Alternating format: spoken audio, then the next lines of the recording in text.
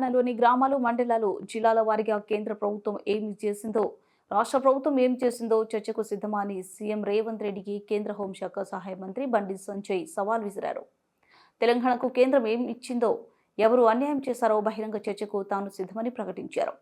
2025-26 కేంద్ర బడ్జెట్లో 12 పథకాల రూపంలో తెలంగాణకు 1.8 లక్షల కోట్లు కేటాయించినట్లు చెప్పారు. కేంద్ర బడ్జెట్లో రాష్ట్రానికి చేసిన కేటాయింపులపై సంజయ్ మీడియా సమావేశంలో మాట్లాడారు.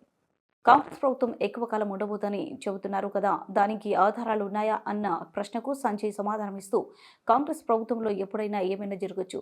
టాప్ 5 మంత్రులు తప్ప రేవంత్ రెడ్డి ప్రభుత్వంపై పలువురు ఎమ్మెల్యేలు అసంతృప్తితో ఉన్నారు. 6 గ్యారెంటీలు అమలు చేయడం లేదు కాబట్టి తాను ప్రజల్లో తిరగలేకపోతున్నామంటూ రహస్య సమావేశాలు నిర్వహిస్తున్నారు. మేము మాత్రం కాంగ్రెస్ ప్రభుత్వం 5 ఏళ్లు ఉంటారని కోరుకుంటున్నాం అని చెప్పారు. జన్ ఆరోగ్య యోజన కింద 1 కోటి మందికి గిగ్ కార్మికుల కోసం ఆరోగ్య సంరక్షణ కవరేజ్ కూడా ఇవ్వడం జరుగుతున్నది. గిగ్ అంటే వీళ్ళందరూ డైలీ మనకి డోర్ టు డోర్ సప్లై చేస్తారు కదా అనేక మంది, వాళ్ళకి సంబంధించి జిల్లా ఆసుపత్రిలో డే కేర్ క్యాన్సర్ కేంద్రాల ఏర్పాటు, దీర్ఘకాలిక పెట్టుబడుల ప్రాజెక్టుల కోసం 1,50,000 కోట్ల వడ్డీ లేని రుణాలు, ఉడాన్ స్మార్ట్ సిటీ మిషన్ కింద కొత్త విమానాశ్రయాలు, అదేవిధంగా మెట్రో స్టేషన్ల విస్తరణ కూడా చెప్పడం జరిగింది. స్వామినిధి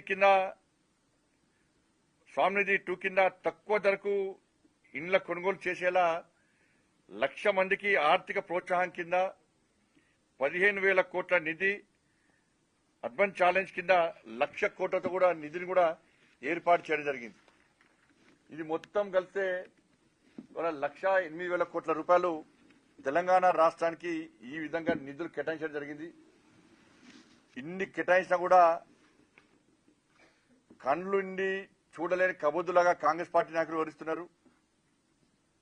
చెవులుండి వినలేని పరిస్థితి కాంగ్రెస్ పార్టీ నాయకులకు ఉంది. అన్ని తెలిసినా కూడా కేవలం కేంద్ర ప్రభుత్వాన్ని బదనాం చేయడమే లక్ష్యంగా వాళ్ళ 6 గ్యారెంటీల విషయంలో ప్రజల దృష్టి మళ్లించడానికి ఇలా కాంగ్రెస్ పార్టీ ప్రయత్నం చేస్తా ఉన్నది. ఇన్ని నిధుల విషయంలో చర్చ జరిగితే, ఇన్ని నిధులు కేటాయించిందని చెప్పి ఇలా చెప్పే ప్రయత్నం చేస్తే, ఇలా కేంద్రము పక్కా నిధులు ఇచ్చింది, బడ్జెట్లో నిధులు ఇచ్చింది తెలంగాణ రాష్ట్రానికి, మరి 6 గ్యారెంటీల సంగతి ఏంది అని చెప్పి ప్రజలను ప్రశ్నిస్తారని చెప్పి భయపడి కాంగ్రెస్ పార్టీ యొక్క ప్లాన్ ప్రకారం కేంద్రాన్ని విమర్శించే ప్రయత్నం చేస్తా ఉన్నది. గతంలో బీఆర్ఎస్ పార్టీకి ఇదే విధంగా చేసింది.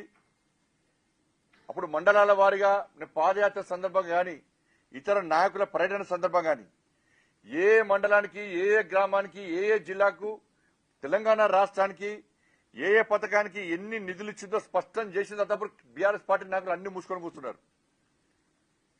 ఇలా భారతీయ జనతా పార్టీ సిద్ధంగా ఉంది. వాళ్ళ ఏ గ్రామానికి, ఏ మండలానికి, ఏ జిల్లాకు, ఏ పథకానికి ఎన్ని నిధులు ఇచ్చిందో చెప్పడానికి మేము సిద్ధం.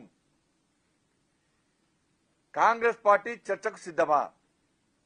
మీరు కూడా ఏ గ్రామానికి, ఏ మండలానికి, ఏ జిల్లాకు, ఏ పథకం కింద ఎన్ని నిధులు ఇచ్చారు, ఏ పథకం అమలు చేస్తున్నారు, మీ 6 గ్యారెంటీల సంగతి ఏందో చర్చించడానికి కాంగ్రెస్ పార్టీకి దమ్ముందా అనే విషయాన్ని ఇలా సవాల్ చేస్తున్నాను. కాబట్టి ఇప్పటికైనా కూడా కేంద్రంతో సహకరించాల్సిన బాధ్యత రాష్ట్ర ప్రభుత్వానికి ఉంటుంది. అన్ని విధాల కేంద్రం సహకరిస్తున్నది, తెలంగాణకు నిధులు ఇస్తున్నది. కానీ రాష్ట్ర ప్రభుత్వం కేంద్రాన్ని విమర్శించడమే పనిగా పెట్టుకున్నది.